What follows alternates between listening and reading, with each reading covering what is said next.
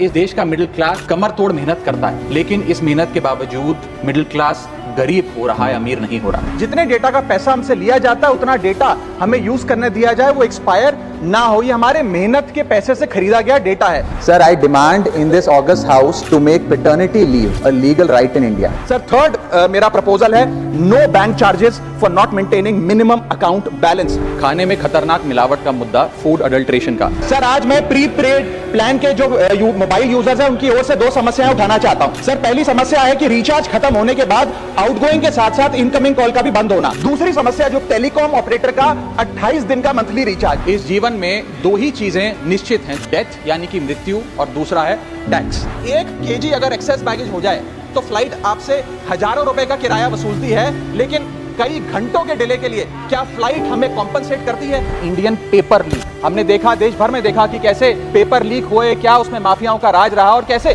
बच्चों का भविष्य आज अंधकार की कागार पे खड़ा हुआ है। क्योंकि एयर पोल्यूशन का सारा दोष देश के किसान पर मढ़ा जाता है, आज मैं उस किसान की आवाज उठाना चाहता हूं। सरकार से मांग करता हूं कि हेल्थ और लाइफ इंश्योरेंस पर कम से कम हम जीएसटी ना लगाएं। ये कोई लग्जरी गुड या लग्जरी प्रोडक्ट नहीं है। सर आज एयरपोर्ट्स पर खाना इतना महंगा है, क्या इस पर कोई रेगुलेशन नहीं होना चाहिए? क्या कोई अफोर्डेबल कैंटीन का मैकेनिज्म नहीं होना चाहिए?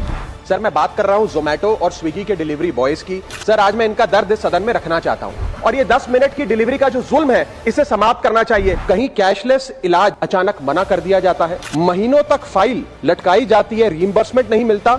और आज मैं उन्हीं सिटीजन्स की जो टोल प्लाजा पे हैरेसमेंट फेस करते हैं उनका मुद्दा आपके सामने रखना चाहूंगा कि फुल कॉस्ट रिकवरी के बाद भी टोल वसूला जाता है 20-20, 30-30 साल तक। जब आप बैंक को पूरे विश्वास के साथ अपना डेटा देते हैं, क्या बैंक आपके डेटा को सुरक्षित रख पाता है? अब ये लीक है कि जाने अनजाने में डेटा शेयरिंग है, ये फैसला मैं आप तक छोड़ता हूं। मैं सरकार से निवेदन करता हूं कि हर भारतीय को एनुअल हेल्थ चेकअप का लीगल राइट दिया जाए। बाटा कंपनी का जूता पहनने वाला भी आज हवाई जहाज की टिकट नहीं खरीद पा रहा है। हम सांसदों को तो फ्लाइट की रीइंबर्समेंट मिल जाती है सर, आप उस आम नागरिक का सोचिए जो इस स्काई रॉकेटिंग एयर प्राइसेस से जूझ रहा है। That is the issue of fair use and arbitrary copyright strikes by digital platforms. जो इंटेंट था कि जीएसटी कम होगा तो वस्तुएं सस्ती होंगी, वस्तुएं सस्ती होंगी तो कंजम्पशन बढ़ेगा, कंजम्पशन बढ़ेगा तो डिमांड बढ़ेगी। ये हुआ नहीं, और ये इसलिए नहीं हुआ सर क्योंकि प्राइवेट कंपनियों ने इस मुनाफे को जनता को नहीं सौंपा।